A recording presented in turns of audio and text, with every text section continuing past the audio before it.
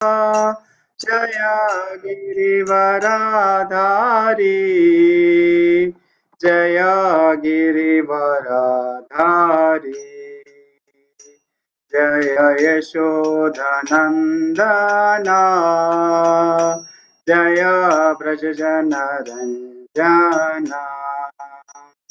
जय यमुनातीरवनचारी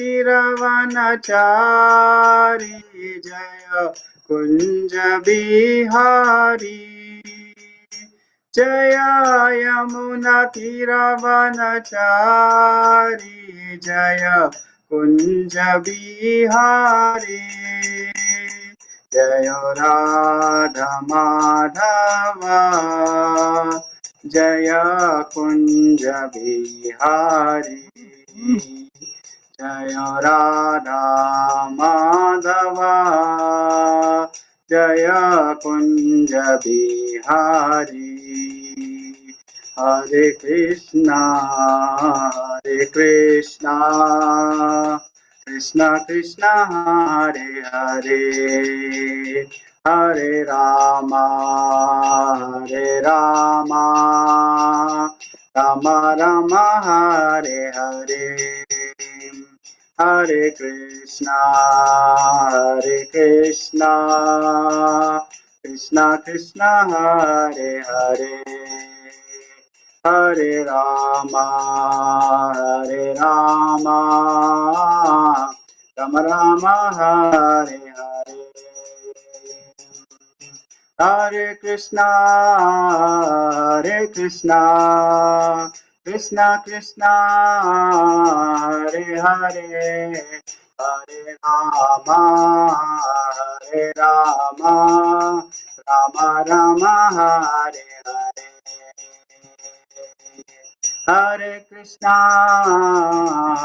कृष्णा कृष्ण कृष्ण हरे हरे हरे राम राम राम हरे हरे जय गौरानिताय जय गौरानिताय गौरानिताय जय गौरानिताय जय कृष्ण बलराम जय कृष्ण बलराम जय कृष्ण बलराम जय कृष्ण बलराम जय राधा श्याम सुंदर राधा श्याम सुंदर राधे जय राधा दामोदर राधा दामोदर राधे जय जय प्रभुपाद जय जय प्रभुपाद जय जय गुरुदेव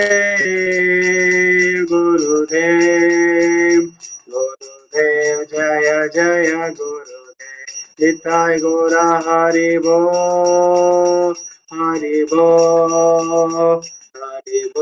निताय गौरा हरि बोल हरि नाम संकीर्तन की जय हरे कृष्ण महामंत्र की जय निताय गो प्रेमानंदे हरि हरि बोल ओम अज्ञानतिमिरन्धस्य ज्ञानाञ्जनाशलाकया चक्षुरुन्मिलितं येन तस्मै श्रीगुरुवे नमः श्रीचैतन्यमनोभीष्टं स्थापितं येन भूतले स्वयं रूपा कदा मह्यं ददाति स्वपदान्तिकम् वन्देऽहं श्रीगुरु श्रीयुतपदकमलं श्रीगुरून् वैष्णवांश्च श्रीरूपं साग्रजातं सहगणा रघुनाथान्वितं तं सजीवम् साद्वैतं सावधूतं परिजनसहितं कृष्णचैतन्यदेवं श्रीराधा कृष्णपादान् सहगणा ललिता श्रीविशाखान्वितांश्च हे कृष्णा करुणा सिन्धो दीनबन्धो जगत्पते गोपेश गोपिकान्त राधाकान्त नमोऽस्तुते ताप्त कांचन गौरांगी राधे वृंदावनेश्वरी वृषभानुसुते देवी प्रणमामि हरिप्रिये वाञ्छाकल्पतरुभ्यश्च कृपा सिन्धुभ्य एव च पतितानां पावनेभ्यो वैष्णवेभ्यो नमो नमः नमो विष्णुपादाय कृष्णप्रेष्ठाय भूतले श्रीमते भक्तिवेदान्त स्वामिनिति नामिने नमस्ते सारस्वते देवी गौरवाणी प्रचारिणे निर्विशेष शून्यवादी पाश्चात्य देशतारिणे Jai Shri Krishna Chaitanya Prabhu Nityananda Shri Advaita Gadadara Shivasadi Gaura Bhakta Vrinda Hare Krishna Krishna Krishna Hare Hare Hare Rama Rama Rama Hare Hare. Rao Prabhu, if you don't mind, I will remove your screen sharing and I will share one Bhagavat glorification so we all can recite this. Is Sure. that okay, Prabhu? Sure, Prabhuji. Prabhu, after that, will you present or you want Rao Prabhu to present? Yeah, let Rao Prabhu present, or I can present also. Oh, Yeah. okay, fine. Okay, fine. Yeah. So this is a glorification of Srimad Bhagavatam by Sanatan Goswami. Very potent prayer. सर्वशास्त्राब्धिपीयूष सर्ववेदैकसत्फला सर्वसिद्धान्तरत्नाद्य सर्वलोकैकदृक्प्रदा सर्वभागवत प्राण श्रीमद्भागवतो प्रभो कलिद्वन्तादितोदित्य Shrikrishna परिवर्तिता. Can somebody read the meaning? Sure, Prabhuji. Life breath of the Vaishnava devotees, O Lord, you are the sun which has risen to dispel the darkness of Kali Yuga. You are actually Lord Krishna who has returned among us. Thank you, Prabhu. परमानन्दपाठाय प्रेमवर्षक्षराय ते सर्वदा सर्वसेव्याय श्रीकृष्णाय नमोऽस्तु ते. O Srimad Bhagavatam, I offer my respectful obeisances unto you by your recitation. One attains transcendental bliss because your syllables shower pure love of God upon the reader. You are always to be served by everyone, for you an incarnation of Lord Krishna. Thank you, Prabhu. मदेकबन्धो मत्सङ्गीन् मद्गुरो मन्महादना मन्निष्ठारका मद्भाग्या मदानन्दा नमोऽस्तु ते. O Srimad Bhagavatam, O my only friend, O my companion, O my teacher, O my great wealth, O my deliverer, O my good fortune, O my bliss, I offer my respectful obeisances unto you. असाधु साधुतादायीन् अति नीचोच्चता करा हाना मुञ्च कदाचिन्मां प्रेम्ण हृत्कण्ठयो स्फुरा. O Srimad Bhagavatam, O bestower of saintliness to the unsaintly, O uplifter of the most fallen, please don't ever leave me. Accompanied by pure love of Krishna, please manifest yourself in my heart and in my throat. Okay, thank you. Om Namo Bhagavate Vasudevaya. Om Namo Bhagavate Vasudevaya. Om Namo Bhagavate Vasudevaya. Narayanam Namaskritya Naram Chaiva Narottamam Devim Saraswatim Vyasam Tato Jayamudirayet Nashtaprayeshu Abhadreshu Nityam Bhagavata Sevaya Bhagavati Uttama Bhaktir Bhavati Naistaki. Hare Krishna. We welcome all devotees for this our Saturday Srimad Bhagavatam reading. Srimad Bhagavatam is Amala Purana and it is Krishna himself. So there is a opening in the Bhagavat Mahatmya. There is one prayer, small prayer. So Krishna Pratyaksha Krishna Evahi. Srimad Bhagavatam is present Krishna personally. Just now we have seen the glorification by Srila Sanatana Goswami. He also says, he is just like a sun who has arisen in the horizon to remove the darkness of this age of Kali Yuga. So we are really fortunate we have come here to read Srimad Bhagavatam together. And we have completed 15th chapter. The 15th chapter entitled Pandava's Timely Retirement. Can anyone quickly remember what has been discussed in the last class? I know last there was no class in the last week, but previous to that, and as a takeaway from this chapter, 15th chapter, anything you remember? Please unmute Yes, yourself and Prabhu. For the up to say verse 27, Arjun was remembering Lord, and actually when he came, his body was face was fully out of plaster. Matlab, he was very dull, and when he returned from Dwarka, so he tried to control his tears, but he was weeping virtually. And then up to 27, he was remembering Lord, how he helped them in the exile, how he helped him in winning the Draupadi when he was in piercing the eye of the this fish, and all those things were we would discuss. And then after 28 to 31, he started meditating the Lord, Lord Krishna, and in 32, Yudhishthir started preparing for the leaving the body because he realized now that yes, it is already Krishna has already finally gone, and now there is nothing left. So he should also prepare for that. And then 36 onwards, there are indications that Yudhishthir started feeling yes, Kali Yuga has already come. He has started seeing the signs of the Kali Yuga, and in 38 he handed over the kingdom to Parikshit. And Vajra, there was another something, Vajra, whose son of Anirudh, he was also given the charge of Mathura. And then 40 to 44, Yudhishthir left all his clothes, his princely things in the and done all the purificatory processes and left his body. Then 45 to 48, the brothers also done the same thing. And then in 49, Vidur also went to Prabhas to leave his body. And finally in 50, Draupadi Subhadra also followed these people. wonderful, Sushil Prabhu. Very nice. You have very nicely summarized the whole chapter. Yeah. So that's the beauty of this chapter. So as long as Krishna is there, uh, we also, uh, we have all the luster. Like just example, a flower which is on the tree or on the plant, it has got life. The moment if you pluck it out and keep it for some times, it remains its beauty, but later on it start drying up. Similarly, as long as Krishna is in our life, our life is well protected. Means our life is well protected. The moment it is disconnected from Krishna, will become like a dry.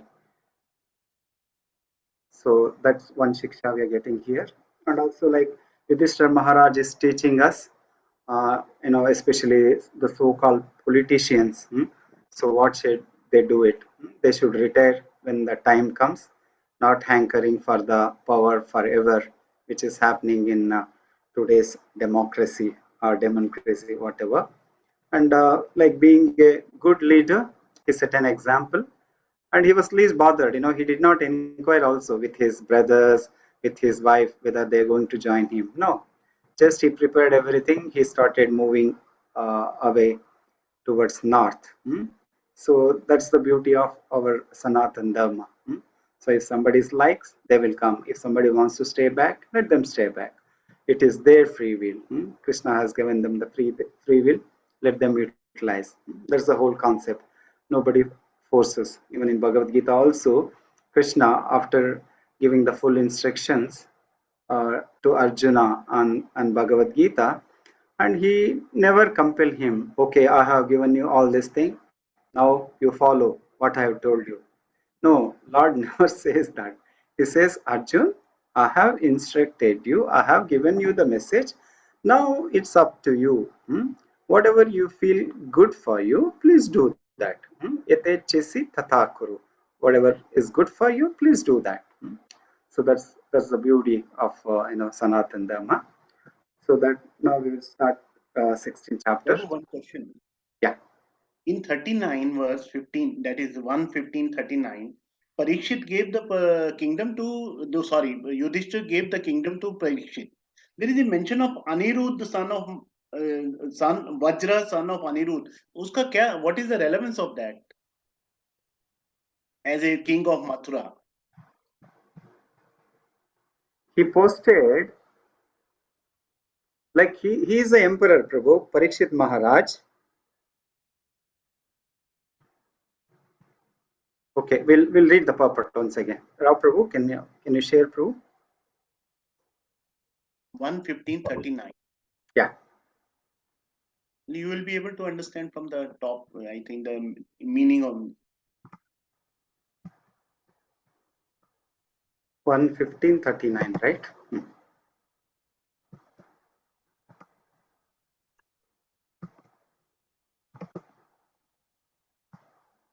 or we can discuss it afterwards, bro. Let us first Okay. start. No, we'll close it, when the doubt comes, we'll clear. Okay.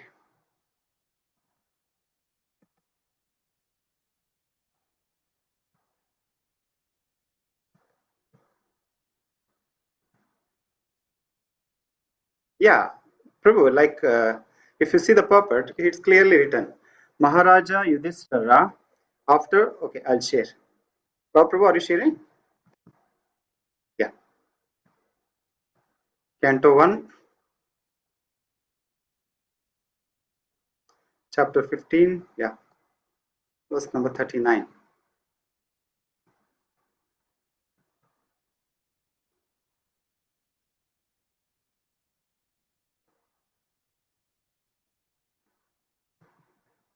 Yeah. So read the purport, Prabhu, first line, Sushil Prabhu. Then he posted Vajra, the son of Ajapurpur. Yeah. Maharaja Yudhishthira, after placing Maharaj Parikshit on the imperial throne of Hastinapur, and after posting uh, Vajra. Vajra, the great grandson of Lord Krishna, as the king of Mathura, accepted the renounced order of life. Yeah. Like, he is Parikshit Maharaj is an emperor. Okay. And this Vajra is a grandson of Krishna. He made, he has given the post of as the king of Mathura. Even Mathura also falls under this Bharatvarsh, where Parikshit Maharaj is the emperor. So under him, he has given this charge to rule this Mathura. It means though he was not killed in that when all those Yadus kept on fighting and all of Hmm. them got finished. He remained alive. You mean to say? Yes, yes. And he remained alive, and also he is the one who excavated all the deities of of Vrindavan, and also the Krishna's so many vigrahas. He is the one who recovered. It was all hidden in what do you call, in earth and other things. He excavated all those things. This Okay. narrations comes later. Is it clear, Prabhu? Yeah, yeah. Yeah. So now we are moved to chapter 16.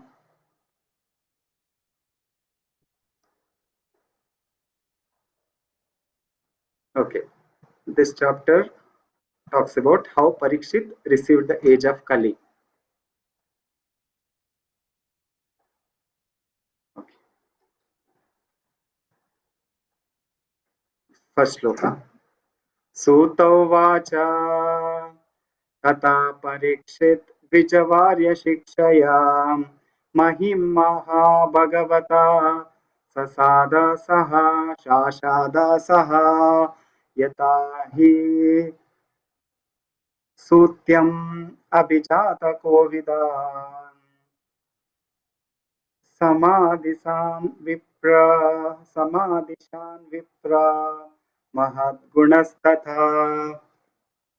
Sud Goswami said, O learned Brahmins, Maharaj Parikshit then began to rule over the world as a great devotee of the Lord under the instructions of the best of the twice born Brahmins. He ruled by those great qualities which were foretold by expert astrologers at the time of his birth. At the time of Maharaj Parikshit's birth, The expert astrologer Brahmans foretold some of his qualities. Maharaj Parikshit developed all those qualities, being a great devotee of the Lord. The real qualification is to become a devotee of the Lord, and gradually all the good qualities worthy of possession develop. Maharaj Parikshit was a Mahabhagavata, or a first class devotee, who was not only well versed in the science of devotion, but also able to convert others to become devotees by his transcendental instructions. Maharaj Parikshit was therefore a devotee of the first order, and thus he used to consult great sages and learned Brahmins who could advise him by the Shastras how to execute the state administration. Such great things were more responsible than modern elected executive heads because they oblige the great authorities by following their instructions left in the Vedic literatures. There was no need for impractical fools to enact daily a new legislative bills and to conveniently alter it again and again to serve some purpose. The rules and regulations were already set forth by the great sages like Manu, Yajn, Yajnavalkya, Prashar, and other liberated sages, and the enactments were all suitable for all ages in all places. Therefore, the rules and regulations were standard and without flaw or defect. Kings like Maharaj Parikshit had their council of advisors, and all the members of that council were either great sages or Brahmins of the first order.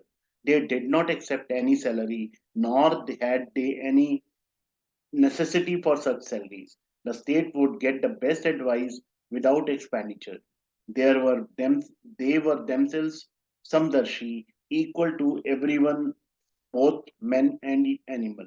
They would not advise the king to give protection to man and instruct him to kill the poor animals. Such council members were not fools or representatives to compose a fool's paradise. They were all self realized souls, and they knew perfectly well how all living beings in the state would be happy, both in this life and in the next. They were not concerned with the hedonistic philosophy of eat, drink, be merry, and enjoy. They were philosophers in the real sense, and they knew very well what is the mission of the human life.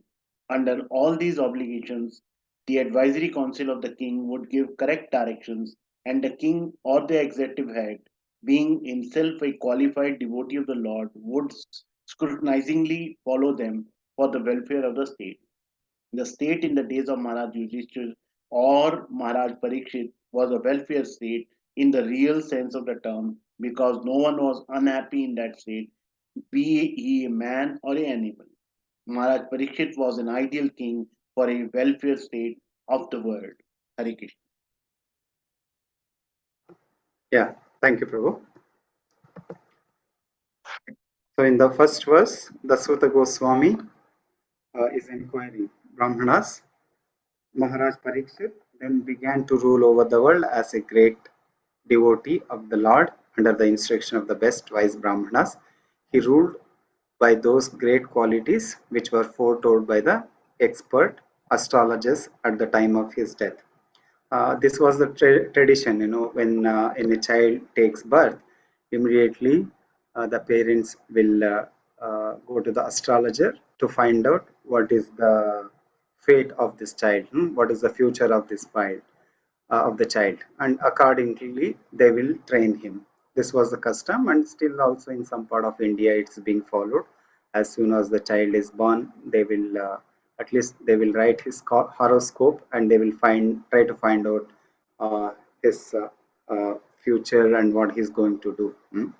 So, but here in Parikshit case, it was totally different because this was Yudhishthir Maharaj who personally got his horoscope that checked with astrologer to make sure that what he is going to become.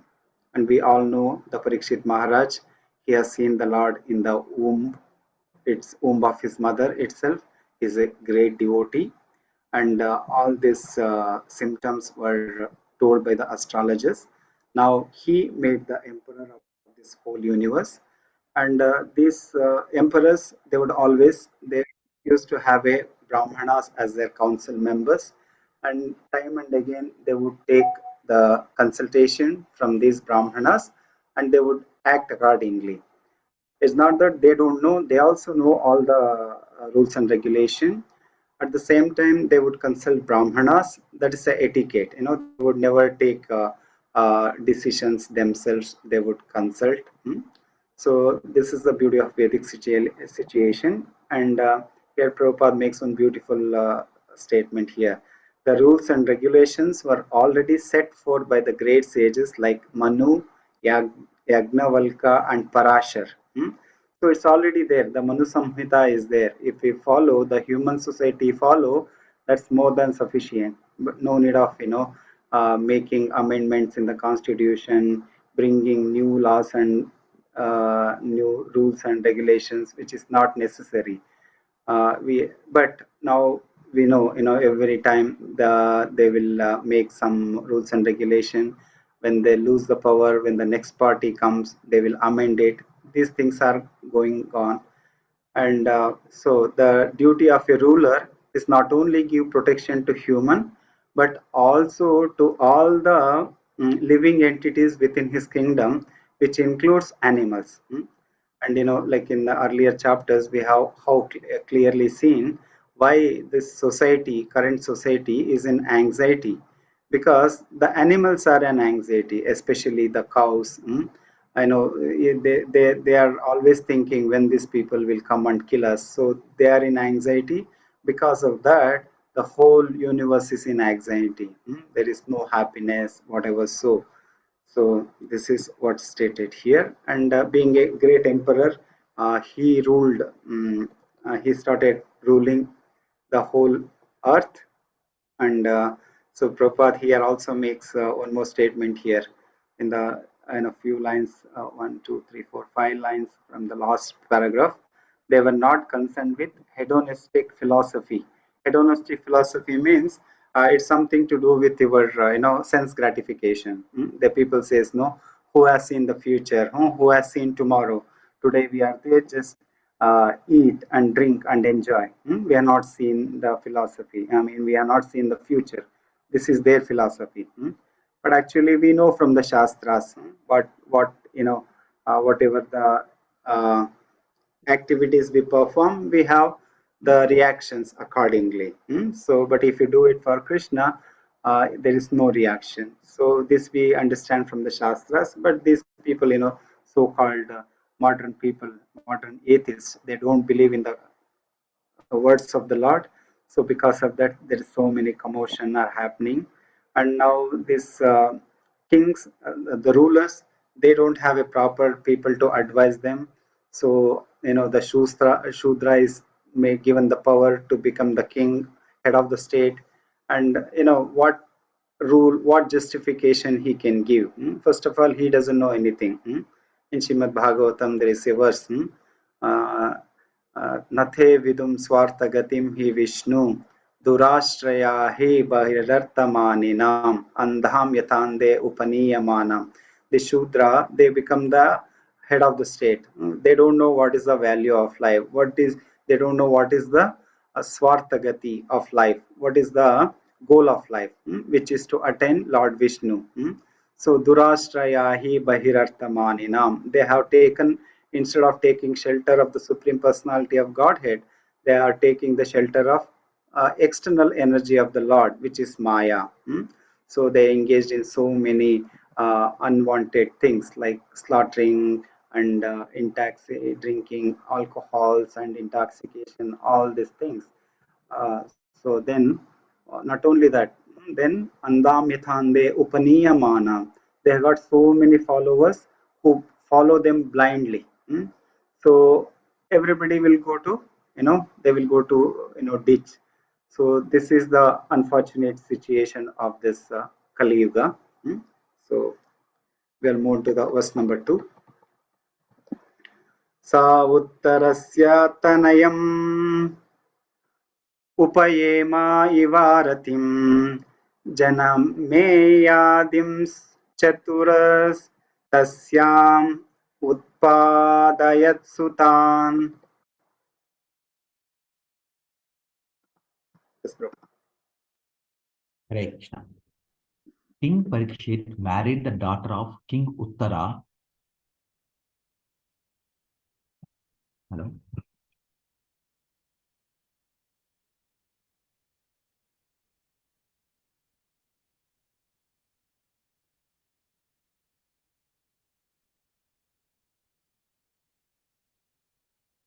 Hello. Oh, Prabhu, we can't hear you. And we can't see the screen also. Yeah, maybe his internet got disconnected, I believe. Okay, I will read. Are you now? I think there is a problem with your net, Rao Prabhu. So the Oh. screen has disappeared. I will read, Prabhu. Yeah, now, yeah.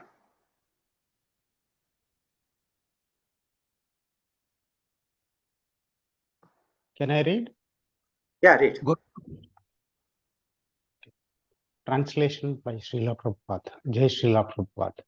King Parikshit married the daughter of King Uttara and he got 4 sons, headed by Maharaj Janmejaya. Purport by Srila Prabhupada. Jai Srila Prabhupada. Maharaja Uttara was the son of Viratha and maternal uncle of Maharaja Parikshit. Irvati, being the daughter of Maharaja Uttara, was the cousin sister of Maharaja Parikshit. But cousin brothers and sisters were allowed to get married if they did not belong to the same Gotra or family. In the Vedic system of marriage, the importance of Gotra or family was stressed. Arjuna also married Subhadra, although she was his maternal cousin sister. Janmejaya, one of the Rajarishi kings and the famous son of Maharaja Parikshit. His mother's name was Irvati, or according to some, Madravati. Maharaja Janmejaya begot 2 sons of the names Jantanika and Sanukukarna. He celebrated several sacrifices in the Kurukshetra pilgrimage site, and he had 3 younger brothers named Srutasena, Ugrasena, and Bhimasena. 2. He invaded Takasasila, Ajanta, and he decided to avenge the unlawful curse upon his great father, Maharaja Parikshit. He performed a great sacrifice called Sarpa Yagna to kill the race of serpents, including the Takasaka, which had bitten his father to death. On request from many influential demigods and sages, he had to change his decision to kill the race of snakes. But despite stopping the sacrifice, he satisfied everyone concerned in the sacrifice by rewarding them properly. In the ceremony, Mahamuni Vyasadeva also was present, and he personally narrated the history of Battle of Kurukshetra before the king. Later on, by the order of Vyasadeva, his disciple Vaismapayana narrated before Vaishampayana. Vaishampayana narrated before the king the subject matter of Mahabharata. He was much affected by his great father's untimely death and was very anxious to see him again. And he expressed his desire before the great sage Vyasadeva. Vyasadeva also fulfilled his desire. His father was present before him, and he worshipped both his father and Vyasadeva with great respect and pomp. Being fully satisfied, he mostly munificently gave charity to Brahmanas present at the sacrifice. Jai Srila Prabhupada, Hare Krishna. Thank you. Thank you, bro. So King Parikshit married King of daughter of king of Uttara, and begot 4 sons headed by Maharaj Janamejaya. So, who knows the story of Virata king? Who can tell us from Mahabharata?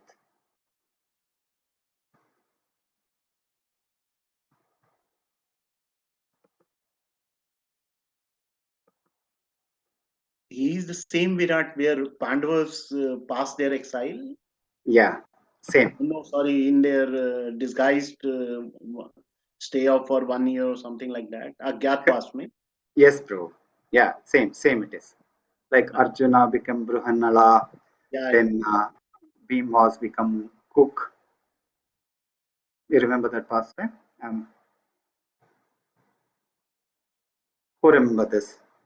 Sumati Mataji knows? This Yudhishthir became a sort of a personal assistant to the king, and Bhimsen became Cook. And cook. Draupadi became assistant to them. Yeah, all, Yeah. By Arjuna fulfilled Draupadi became Sairandri, side Andriya. like maid servant to the Uttara. The king of Virata had one daughter, one son. The son name was Uttara, and she is also Uttara. Later on, she got married to uh, Babruwahana, and who is the mother of Parikshit Maharaj.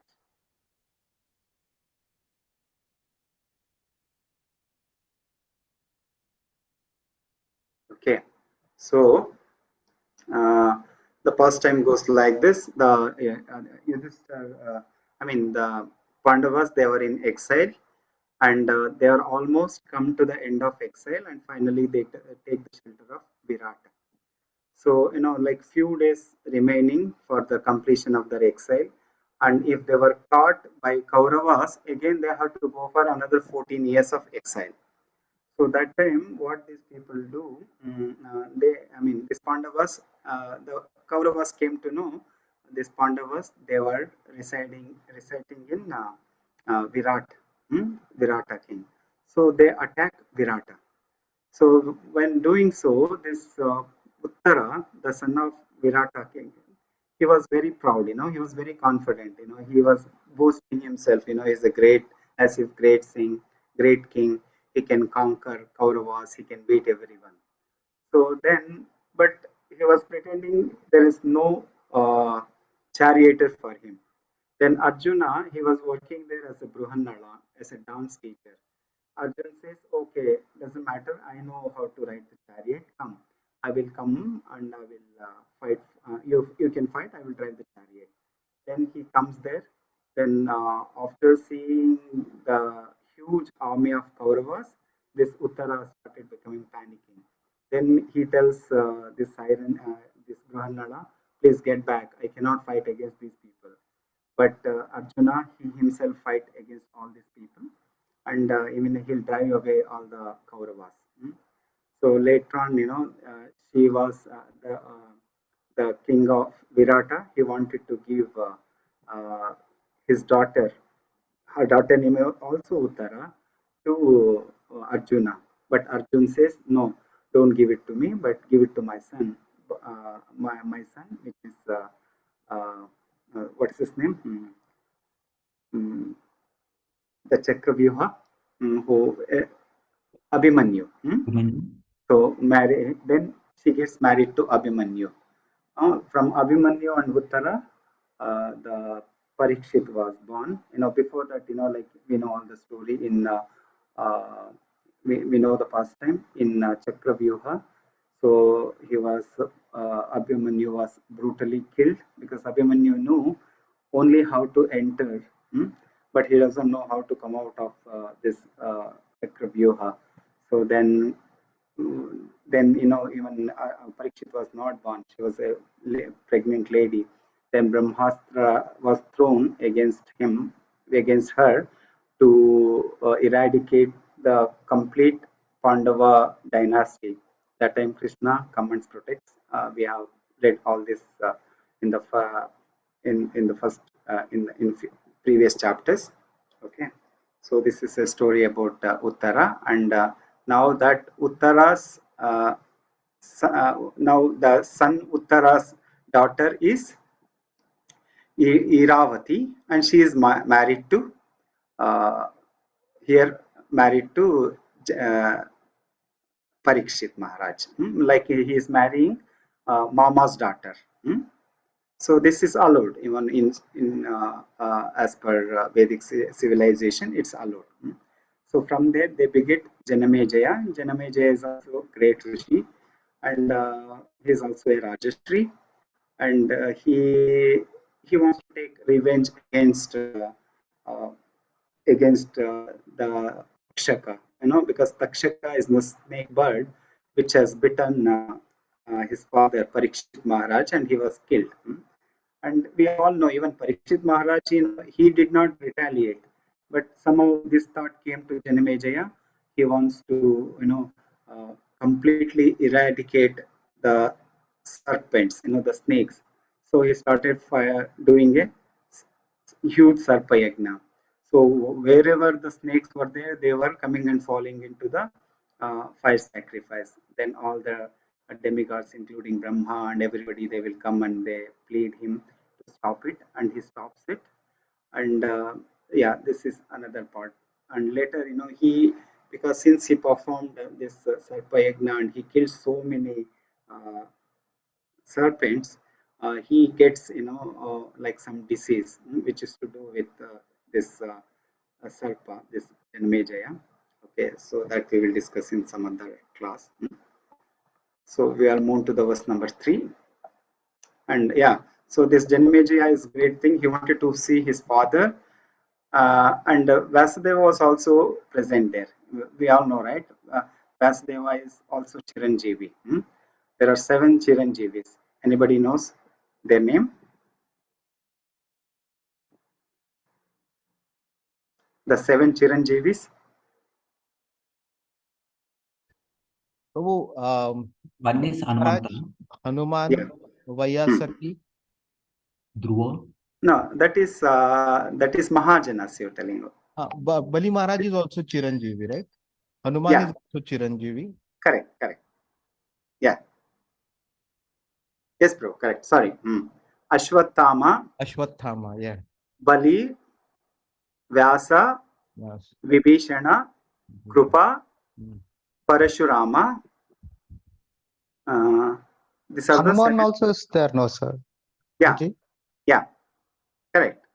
Ashwathama, Balir, Vyasa, Hanuma, Krupa, Parashurama.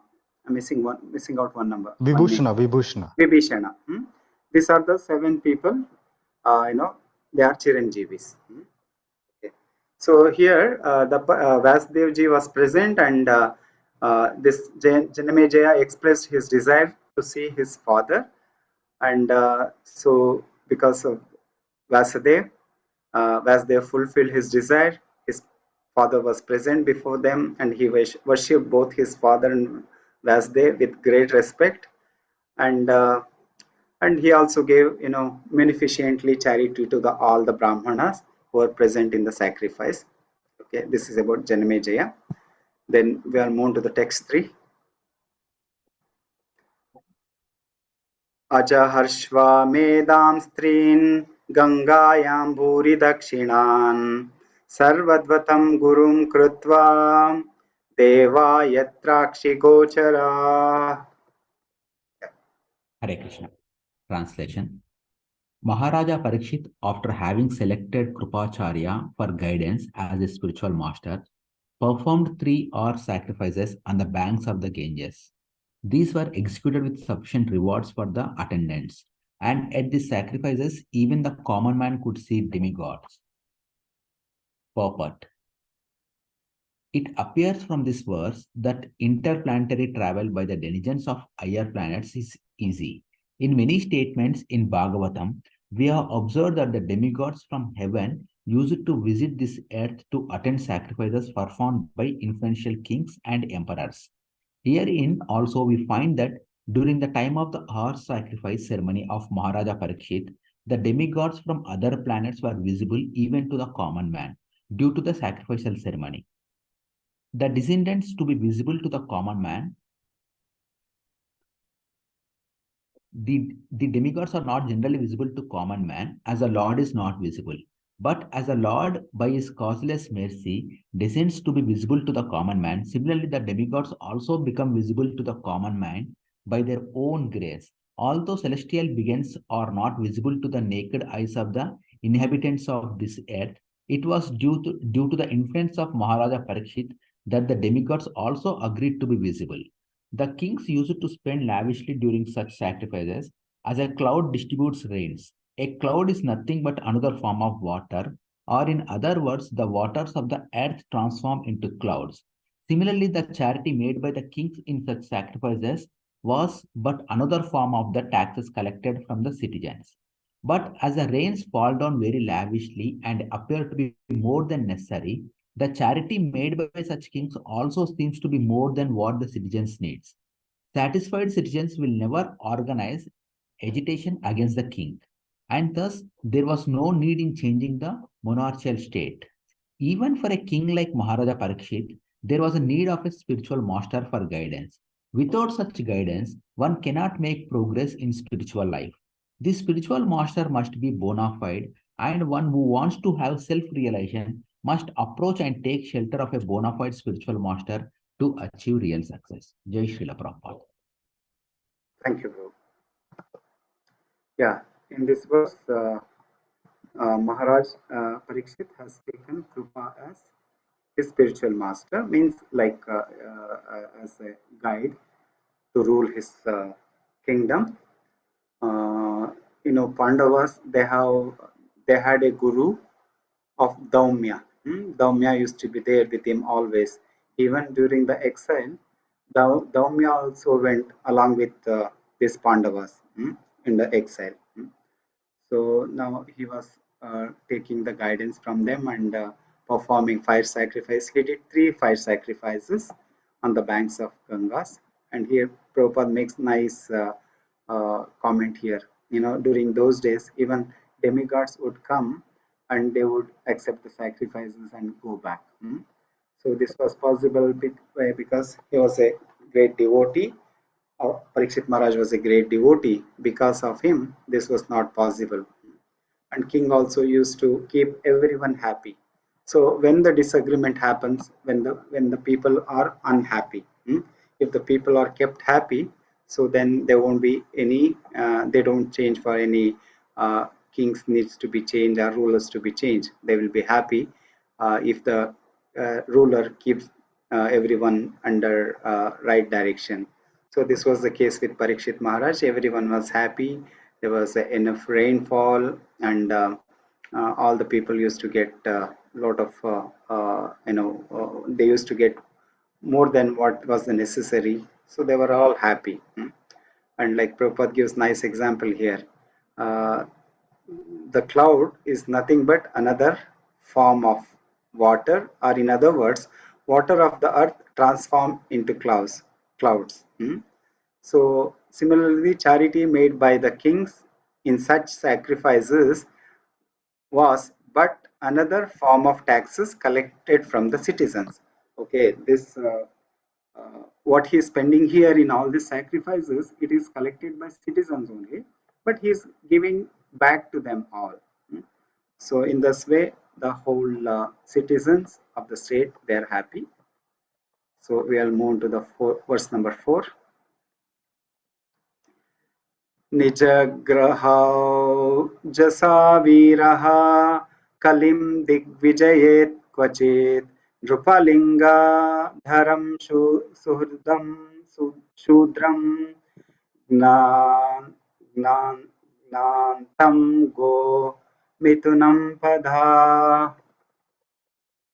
Once, when Maharaj Parikshit was on his way to conquer the world, he saw the master of Kali Yuga, who was lower than a Shudra, disguised as a king, and hurting the legs of a cow and bull. The king at once caught hold of him to deal sufficient punishment. The purpose of kings going out to conquer the world is not for self aggrandizement. Maharaj Parikshit went out to conquer the world after his ascendance to the throne. But this was not the purpose of aggression on other states. He was the emperor of the world, and all small states were already under his regime. His purpose in going out was to see how things were going on in terms of the godly state. The king, being the representative of the Lord, has to execute the will of the Lord duly. There is no question of self aggrandizement. Thus, as soon as Maharaj Parikshit saw that a lower class man in the dress of a king was hurting the legs of a cow and a bull, at once he arrested and punished him. The king cannot tolerate insults to the most important animal, the cow, nor can he tolerate disrespect for the most important man, the Brahman. Human civilization means to advance the cause of the Brahmical culture and to maintain it. Cow protection is essential. There is a miracle in milk. There is a miracle in the milk, for it contains all the necessary vitamins to sustain human philosophical conditions for higher achievement.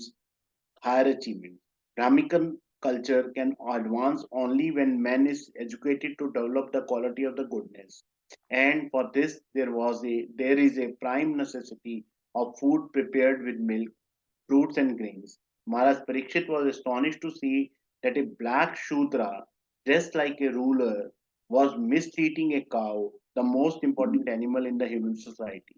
The age of Kali means mismanagement and quarrel, and the root cause of all mismanagement and quarrel is that worthless men with the modes of lower class men who have no higher ambition in life come to the helm of the state government. Such men at the post of the king are sure to first hurt the cow and the Brahminical culture, thereby pushing all society towards hell. Maharaj Parikshit, trained as he was, got the scent of this root cause of all quarrel in the world. Thus, he wanted to stop it in the very beginning. Hare Krishna. Thank you, Sushil Prabhu. Yeah, this we have discussed in the past also. When Parikshit Maharaj is going to see what's happening in his condition, then he sees a Kali Shudra dressed as a king, and he is punishing the cow, punishing the cow, so which is not at all acceptable. So then he punishes him. He tried to punish him. So, I mean, this has been already we discussed in the previous chapters. And again, here, Srila Prabhupada emphasizes what is the importance of a cow. You know, cow is a mother to us because it gives milk for all of us. And milk is very, very essential for human brain. So, our human brain contains, finer tissues. When we drink milk, it nourishes the finer tissues, so thereby it brain will become very sharp, and it will develop brahminical qualities or sattva gun. So that's why this milk is very, very important. And and here he he punishes uh, Kali, and yeah, he was hurting both the cow and the bull. Bull is the dharma, and cow is the uh, mother earth. So he's punishing them. So this we have dealt in detail in the previous chapter. So we'll move on to the chapter shloka number 5. Shaunak उवाच कस्य हेतो निजग्राह कलिं दिग्विजयते नृपा हृदेवा छिन्नदृक्षूद्रा कोशौघां यः पदाहनात् तत्कथ्यतां महाभागा यदि Krishna कथाश्रयम्.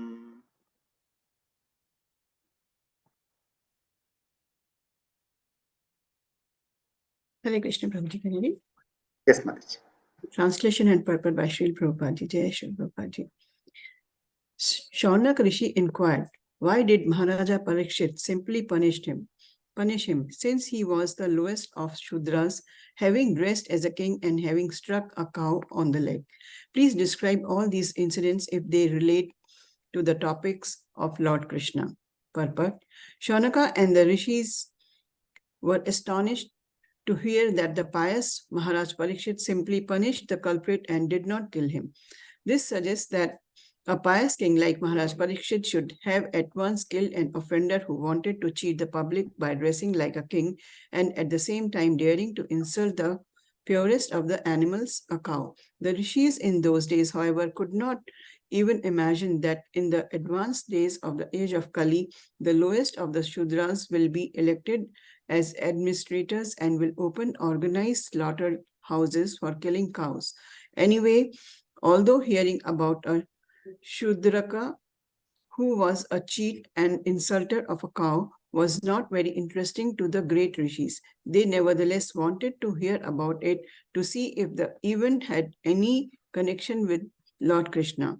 They were simply interested in the topics of Lord Krishna, for anything that is dovetailed with the narrations of Krishna is worth hearing.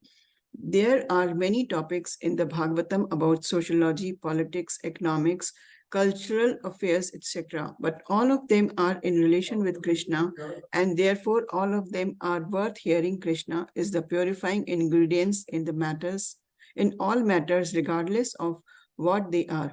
In the mundane world, everything is impure due to its being a produce of three mundane qualities. The purifying agent, however, is Krishna. Hare Krishna. Thank you. Thank you, Mataji. See here, Shaunika is inquiring, why did Maharaj Parikshit simply punish him? He would have killed him. So, and also they are asking Sutta Goswami, please describe all this incident only if they relate to the topics of Lord Krishna. They want to hear only if it is related with Krishna. Otherwise, they don't want to hear. So, whatever mentioned in Srimad Bhagavatam, it relates to Krishna. Even studying the third canto, which is about the creations of this material universe, is the same as hearing Rasa Leela of Krishna with gopis. So, mean to say, Krishna Katha is one and same.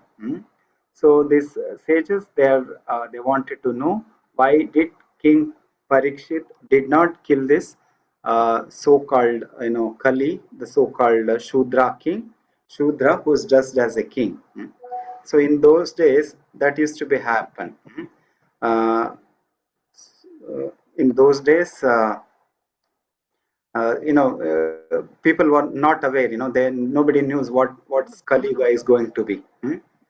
But now the things have been changed. Now like they are ruling the whole entire universe, and they're systematically opening the organized slaughterhouses. So many days. I mean, every day the so many cows have been killed. So these are all fate of Kali Yuga. So we'll move on to the verse number 6. अथवास्यापदाम्बोजा मकरन्दालिहां सतां किम् अन्योरसद् अलापैर् आयुषो यद् असद्वयः. Hare Krishna. Translation. The devotees of the Lord are accustomed to licking up the honey available from the lotus feet of the Lord. What is the use of topics which simply waste one's valuable life? Purport. Lord Krishna and his devotees are both in the transcendental plane. Therefore, the topics of Lord Krishna and of his pure devotees are equally good. The battle of Kurukshetra is full of politics and diplomacy. But because the topics are related with Lord Krishna, the Bhagavad Gita is therefore adored all over the world. There is no need to eradicate politics, economics, sociology, etc., which are mundane to the mundaners. To a pure devotee who is actually related with the Lord, such mundane things are transcendental if dovetailed with the Lord or with his pure devotees. We have heard and talked about the activities of the Pandavas, and we now are dealing with the topics of Maharaj Parikshit. But because all these topics are related to Lord Sri Krishna, they are all transcendental, and pure devotees have great interest in hearing them. We have already discussed this matter in connection with the prayers of Bhishma Deva. Our duration of life is not very long, and there is no certainty of when we shall be ordered to leave everything for the next stage. Thus, it is our duty to see that not a moment of our life is wasted in topics which are not related to with Lord Krishna. Any topic, however pleasant, is not worth hearing if it is devoid of its relation to Krishna. The spiritual planet, Goloka Vrindavana, the eternal abode of Lord Krishna, is shaped like the whole of a lotus flower. Even when the Lord descends to any one of the mundane planets, he does so by manifesting his own abode as it is. Thus, his feet remain always on the same big hole of the lotus flower. His feet are also as beautiful as the lotus flower. Therefore, it is said that Lord Krishna has lotus feet.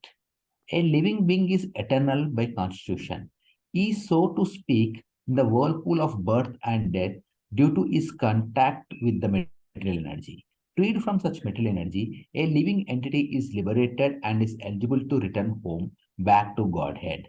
Those who want to live forever without changing their material bodies should not waste valuable time with topics other than those relating to Lord Krishna and his devotees.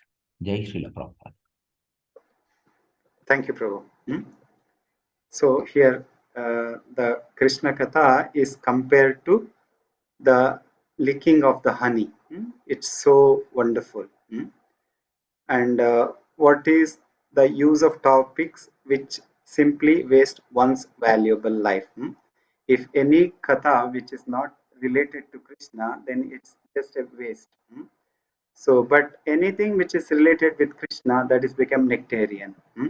Even here in Prabhupada clearly writes, this there's a Kurukshetra war, which is full of politics and diplomacy. But till today, the devotees take pleasure. We keep on reading Bhagavad Gita every day.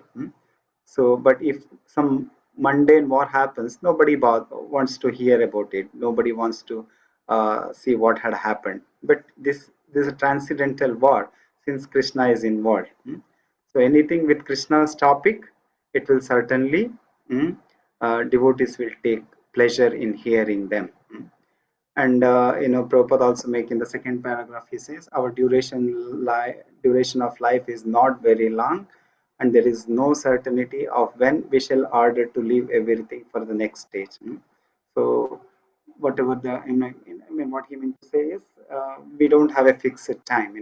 Of course, Parikshit Maharaj had 7 days notice, but for many of us it may not be the case. Anytime it may, then our door may knock. So what here is saying, instead of wasting our time, let's get immersed in hearing the topics of Krishna, and make our life worth. Prabhu, And what is the next this paragraph? The spiritual planet, hmm, Golok Vrindavan, the eternal abode of the Lord Krishna, is shaped like a whole of lotus flower. That is okay. Even when the Lord descends to any of the mundane planets, he does so by manifesting his own abode as it is. That means he is always there in the Golok Vrindavan, and still he get manifest on or he descends on any other planet. Is it yeah, my when he comes, he comes with his that own oral of lotus flower. He comes. So even when he descends here, Prabhu, on Vrindavan, which is on Bhauma Vrindavan, he brings his own planet here. Acha, he brings his own planet. Yeah. Okay. So that's what it means. Okay. Okay. So. Okay. So we'll move on to verse number 7. Shudrayusham runam mangam martayanamrutam ichatam ihopahuto bhagavan mrityu shamitra karmani. O Sud Goswami, there are those amongst men and who desire freedom from death and get eternal life. They escape the slaughtering process by calling the controller of death Yamraj. The living entity, as he develops from lower animal life to a higher human being and gradually to higher intelligence, becomes anxious to get free from the clutches of the death. Modern scientists try to avoid death by physiochemical advancement of knowledge. But alas, the controller of death, Yamraj, is so cruel that he does not spare even the very life of the scientist himself. The scientist who puts forward the theory of stopping death by advancement of scientific knowledge becomes himself a victim of death when he is called by Yamraj. What to speak of stopping death? No one can enhance the short period of life even by a fraction of the moment. The only hope of suspending the cruel, slaughtering process of Yamraj, is to call him to hear and chant the holy name of Lord. Yamraj is the great devotee of the Lord, and he likes to be invited to kirtans and sacrifices by the pure devotees who are constantly engaged in the devotional service of the Lord. Thus, the great sages, headed by Shaunak and others, invited Yamraj to attend the sacrifice performed at Namisharan. This was good for those who did not want to die. Hare Krishna. Yeah. So Prabhupada here beautifully writes, the modern scientists, they are trying to avoid the death by so many advanced medical, physiochemical advancement of knowledge. But this Yamaraj is so cruel, even he does not spare anyone, including the person, the scientist who is planning to extend somebody's span of life. He is also not spared. So then what to speak of other living entity, right? But Emeraj, we know he is a great devotee of Lord. He is one of the Mahajana. He has got a special attention, a special care for the devotees. So whenever the devotees, perform Havan or Kirtan, he wants to come and hear to this. So here, Sutta Goswami is, this sages, they are inviting him for Amaraja to come to their sacrifice. Meaning, I mean, like, having taken this material body, we'll all have to go. It doesn't mean that we will not die, but the consciousness will be different. So when we give a body, yeah, it's totally different from what a karmi and what other people are thinking. They die out of fear. But you have seen, right, our devotees, when they leave body, they are very happy. They're having an ambition to go back home, back to Godhead. Recently I mean Srila Prabhupada himself, when he left his body, he was so calm, he was so composed. Recently we have experienced the same with one of our sannyasi in our movement. His name was Kadambakanan Maharaj. He left a few months ago. He also demonstrated how one should leave his body. Whereas we also see the deaths of other people. There is so many uh, problem, there is so many commotion happens. But here the devotees, they invite the death. So that's what it means. So we'll move on to the another two verse and we'll end the session here today. The verse number 8. न कश्चिन् म्रियते तावात् यावादष्टा इहान्तका एतद् अर्थं हि भगवान् आतुता परमर्षिभिः अहो नृलेखे पीयेत हरिलीलामृतं वचः. Translation. Translation by Srila Prabhupada. As long as Yamaraj, who causes everyone's death, is present here, no one shall meet with death. The great sages have invited the controller of death, Yamaraj, who is the representative of the Lord. Living beings who are under his grip should take advantage by hearing the deathless nectar in the form of this narration of the transcendental pastime of the Lord. Purport by Srila Prabhupada. Jai Srila Prabhupada. Every human being dislikes meeting death, but he does not know how to get rid of death. The surest remedy for avoiding death is to accustom oneself to hearing the nectarine pastime of the Lord, as they are systematically narrated in the text of Srimad Bhagavatam. It is advised herein, therefore, that any human being who desires freedom from death should take to this course of life as recommended by the Rishi headed by Sunak. Jai Srila Prabhupada. Hare Krishna. Thank you, Prabhu. So what is the remedy for escaping death? Listening and reading Srimad Bhagavatam. Yeah, in this particularly here he calls, in this verse you see Prabhu, the last line, Hari Leelamrita. By drinking Hari Leelamrita, we can escape the death. Okay, the Srimad Bhagavatam is so potent, just by listening to that, we can get out of this cycle of birth and death. That's what it means. So we'll move to the last verse. Mandasya sumanda pratignasya vayo mandayusa yushascha vai nidraya hriyate naktam divacha vyartha karmabhihi. Translation by Srila Prabhupada. Lazy human beings with flattery, intelligence, and a short duration of life pass the night sleeping and the day performing activities that are for naught. Purport by Srila Prabhupada. The less intelligent do not know the real value of the human form of life.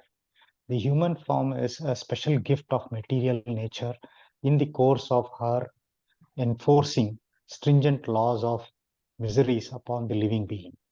It is a chance to achieve the highest boon of life, namely to get out of the entanglement of repeated birth and death. The intelligent take care of this important gift by strenuously endeavoring to get out of the entanglement. But the less intelligent are lazy and unable to evaluate the gift of human body to achieve liberation from the material bondage. They become more interested in so-called economic development and work very hard throughout the life simply for the sense enjoyment of the temporary body. Since sense enjoyment is also allowed to the lower animals by the law of nature, and thus a human being is also destined to a certain amount of sense enjoyment according to his past or present life. But one should definitely try to understand that sense enjoyment is not the ultimate goal of human life. Herein, it is said that during the daytime one works for nothing, because the aim is nothing but sense enjoyment. We can particularly observe how the human beings is engaged for nothing in the great cities and industrial towns. There are so many things manufactured by human energy, but they are all meant for sense enjoyment and not for getting out of the material bondage. And after working hard during the daytime, a tired man either sleeps or engages in sex habits or at night. That is the program of materialistic civilized life for the less intelligent. Therefore, they are designated herein as lazy, unfortunate, and short-lived. Jai Shri Prabhupada. Hare Krishna. Thank you, Prabhu. So we have seen in the first chapter itself, in the first chapter, verse number 10, Vasudev ji gives the anomalies of Kali Yuga. Prayena alpaisha sabya kalavasmin yuge janaha mandaha sumandamateyo mandabhagya upadritaha. So in this age of Kali, the men are short-lived, they are always quarrelsome, they are lazy, misguided, and misfortune, and they are always fight one another. This is a symptom of Kali Yuga. In the second chapter, also we have seen Shukadev Sutta Goswami, where he explains how a people work. Nidraya hriyate naktam vavayena vavanacha. So what he does, Nidraya hriyate naktam. Similar verse, the whole day he works very, very hard, and night he comes, spend night either with the sense gratification, indulging himself in the sex activities, or he will sleep. So this cycle keep on continuing, not only in this body and in the previous lives, we don't know how many lives we have taken, and this keep on happening. So, but now having got this human form of life, we are not, we should not misutilize this. We should not become misfortunate. We have given a very wonderful opportunity to go back home, back to Godhead. So we should make best utilize of this time. So it is considered, this body is considered as a boat, and which is, this boat is designed in such a way that it can cross any big ocean. And the captain of so the boat alone cannot sail on its own, it needs a captain. The captain is the guru. Guru, our Guru Maharaj is our captain. And so you need some favorable breezes to cross over the ocean, right? If we get stuck in hurricanes and other things, it's very difficult for the sail for the boat to sail forward, right? Or whichever the direction we are sailing in, for which we need favorable breezes, which are the Vedas, and these scriptures, that will help this boat to sail to the proper direction.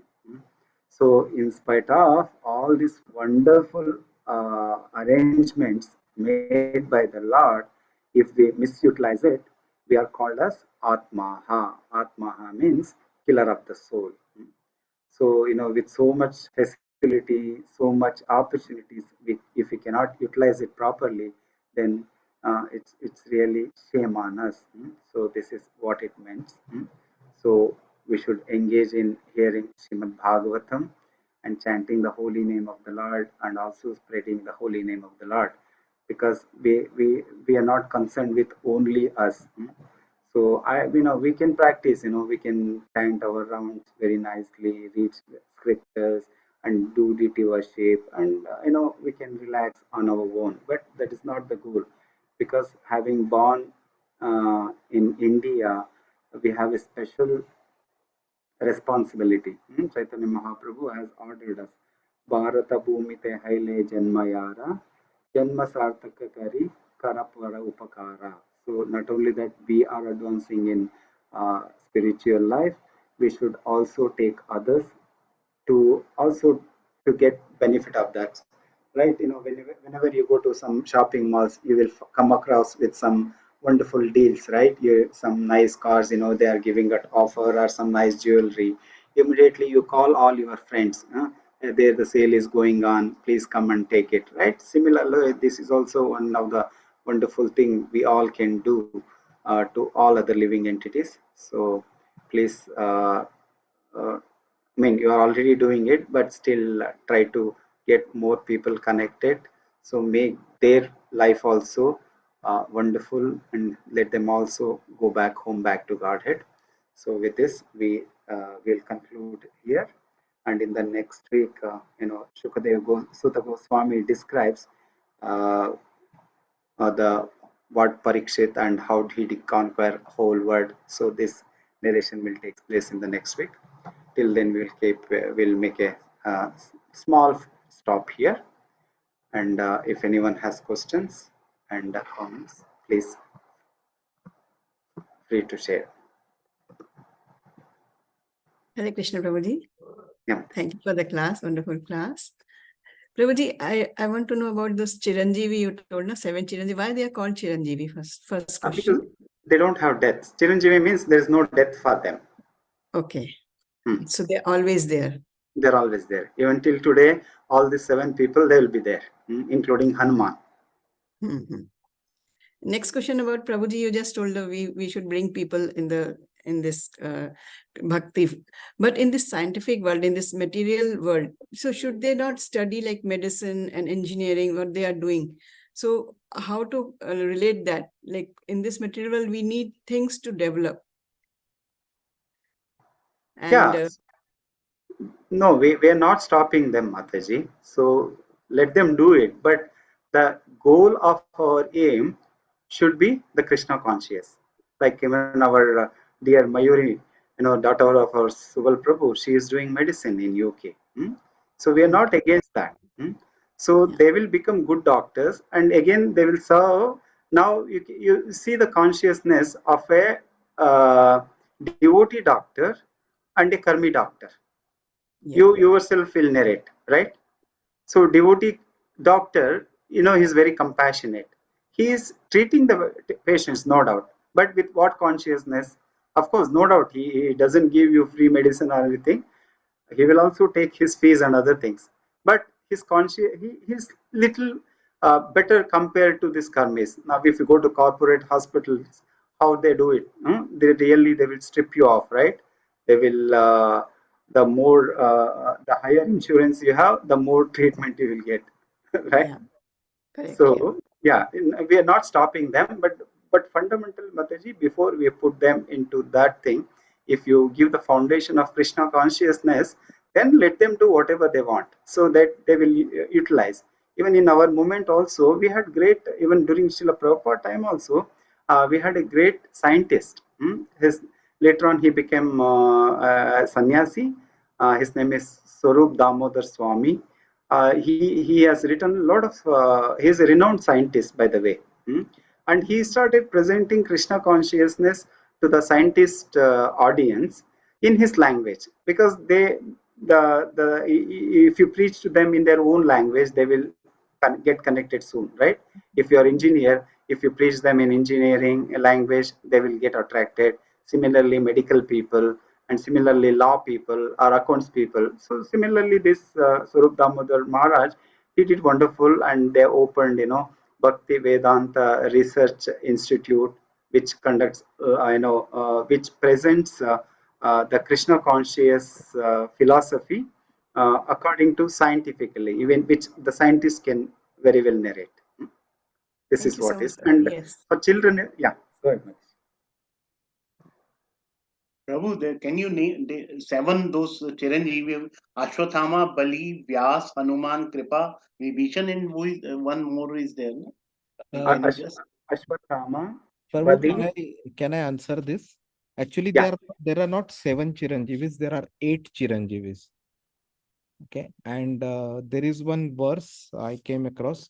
Markandeya Balir Vyaso, that is 3. Markandeya, Bali, and Vyasa. Ashwathama Hanumanascha, that is 3 plus 2, 5. Hmm. Vibhishana Krupascha Parshuramascha Ashta Chiranjivinaha. So there are 8. So the one that we missed out was Markandeya. And the Parshuram is added. Yeah, so Yeah, for sure. Markandeya, Bali, Vyas, Ashwathama, Hanuman, Vibhishan, Krupa, and Parshuram. So Okay. Kripa is Kripacharya, na? Yes, yes. Yeah. And just one other point I would like to add regarding Chiranjeevi. So there is a kind of a misunderstanding that Chiranjeevis are deathless people. Okay, so there are 4 types of, or 4 levels of, lifetimes. One is Martyaha, that is people like you and me who are living on this earthly planet, who have not more than 100 years of lifetime, especially in Kali Yuga, or depending on the Yuga, the lifetime can increase. Then there is Amar. Okay, so Amar can mean with a deathless, one who doesn't die, but these are the people who live in the heavenly planets, and they usually live for one Manvantara. So one Manvantara we know, right? One Manvantara is 71 Chatur Yugas. So that's a huge amount of life. Then the next level is Chiranjeevi, who live for even longer, which is generally 1 day of Brahma, which means 14 times the life of the Amar people. Okay, and then there is the last one, which is Nitya, which is eternal, and they never die. So Chiranjeevis leave their body, or I would say so-called body, if it is a transcendental, they at the end of the 1 day of Brahma. So that's the distinction between them. So of these Chiranjeevis, is there anybody who's Nitya? I wouldn't know. I wouldn't know that. Prabhu, you want to add anything? Thank you, Prabhu. So, what was the question? Of these Chiranjeevis, is there anyone who is Nitya?